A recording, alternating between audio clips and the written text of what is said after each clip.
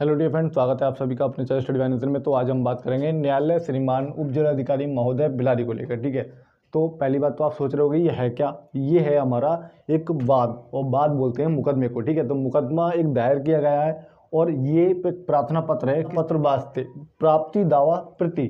ठीक है, तो प्रति हम बोलते हैं कॉपी को। ठीक, और ये किसी भी बात मतलब मुकदमे की कॉपी प्राप्त करने के लिए लेटर लिखा गया है। ठीक, तो ये प्रक्रिया क्या कैसे होगी, क्या है वो मैं आपको बाद में बताऊंगा। पहले आप ये जानें कि बात दायर होने की बाद की प्रक्रिया कैसे होती है। एसडीएम के यहाँ बात दायर किया गया है और उसके बाद की प्रक्रिया क्या है वो आप जानें। ठीक है, बात संख्या लिखी हुई है यहाँ सन 2024, मतलब कि इसी साल का ये बात दायर है। ठीक, दूसरी बात, अगर आपको इसकी जानकारी करनी है कि अगर हमारे खिलाफ किसी ने बात दायर किया है और आपके पास नोटिस तो आ गया है लेकिन आपको उसकी नॉलेज नहीं है कि किस चीज़ का है, उसमें कौन कौन इन्वॉल्व है, क्या है, तो मैं आपको बता देता हूँ उसकी जानकारी कैसे करनी है। डालता है उसे हम बोलते हैं वादी, और जो विपक्ष होता है उसे बोलते हैं प्रतिवादी। जैसे कि इसमें मुकदमा डाला गया है और ये इसमें प्रतिवादी हैं, मतलब कि ये विपक्षी हैं इसमें। ठीक, तो विपक्षी एक भी हो सकता है, 10 भी हो सकता है। जैसे महेंद्र सिंह ने होती है। प्रतिवादी को कैसे सूचना होगी ये मैं भी आपको बताऊंगा। ठीक है, तो वो सूचना होगी आपको सम्मन के द्वारा, मतलब कि सम्मन जाता है विपक्षियों को, मतलब कि प्रतिवादी को सम्मन भेजे जाते हैं कोर्ट से।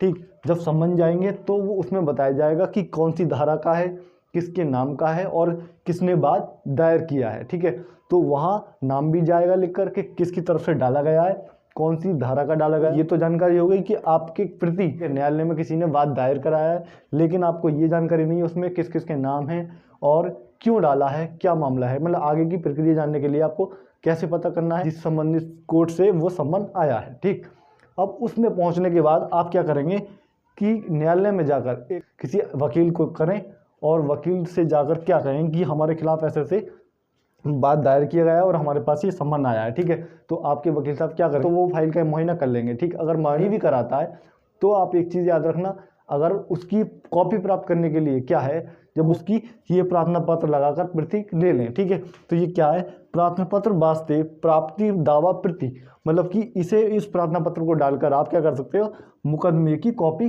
प्राप्त कर सकते हो, जिसमें कि लिखा हुआ होगा कि क्यों मुकदमा डाला गया और किसके प्रति डाला गया और इसमें कौन कौन इन्वॉल्व है। ठीक, प्रतिवादी कौन कौन है, वादी कौन है। ठीक है, सब कुछ इसमें लिखा हुआ होगा।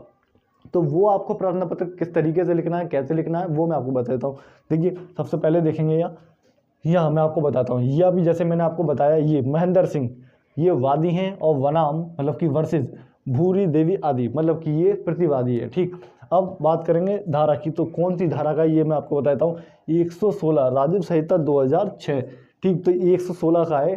ठीक है, एसडीएम के यहाँ पढ़ा हुआ है, ये तो हमने पढ़ ही लिया है, और ये 116 का है। अब ग्राम यहाँ मतलब कि गांव लिखा होगा, जो भी गांव का होगा। ठीक, अब यहाँ हमको लिखना है प्रार्थना पत्र प्राप्ति दावा प्रति, मतलब कि हमें दावे की कॉपी चाहिए। ठीक, अब देखेंगे नीचे क्या लिखना है, श्रीमान जी उक्त वाद में प्रार्थीगण प्रतिवादीगण हैं, मतलब कि ये प्रतिवादियों की तरफ से लिखा गया है, मतलब कि बहुत सारे लोग हैं, जो भी हैं 4 हैं 6।